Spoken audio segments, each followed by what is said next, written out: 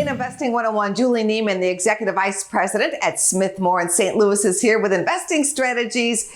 Now that the Fed has raised rates again, Juli, what are you doing with your money? Well, now that we have real interest rates, before bonds were speculatively priced because it was down to zero when you could get treasuries down close to zero.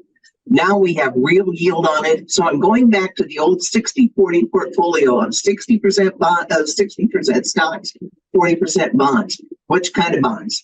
Government bonds, government agency bonds, and high-grade corporates. You still have to focus on quality here, but now they're going to behave as bonds used to act, as they should be.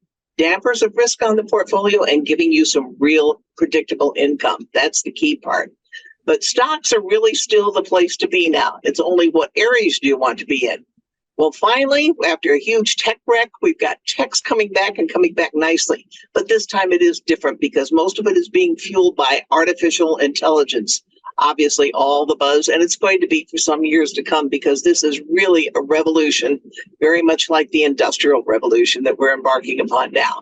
But again, a lot of these names are getting overdone, overpriced. Eventually, they will be worth the kinds of prices that they're looking at, but that's where you're going to see the most volatile trading. In fact, the rise of the S&P 500 is really due to 7 stocks, all in the technology area or the technology-related area. So this is not a broad-based broad-based market recovery. The market still offers reasonable valuations, and the price-earnings multiple is not out of whack here. As long as earnings don't collapse, and again, because I'm looking at an economy that is not going to hell in a handbasket here, we're looking at something that is still fairly priced. So the areas you want to be in, look at housing. Yes, it's slowing down, but there's still great long-term demand there, which of course takes the industrials along with it. The infrastructure bill is going to be a great boon for a long time to come. And don't forget the consumer stocks, because if more people become employed, they have more coins in the jeans to spend, and you'll see consumer spending pick up as well. That will trickle all the way through.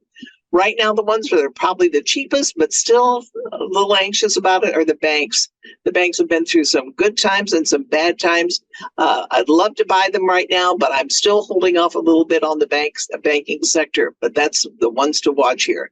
So a good diversified portfolio. We're back to a thing we haven't seen in a long while, a balanced portfolio. This is all key for most consumers.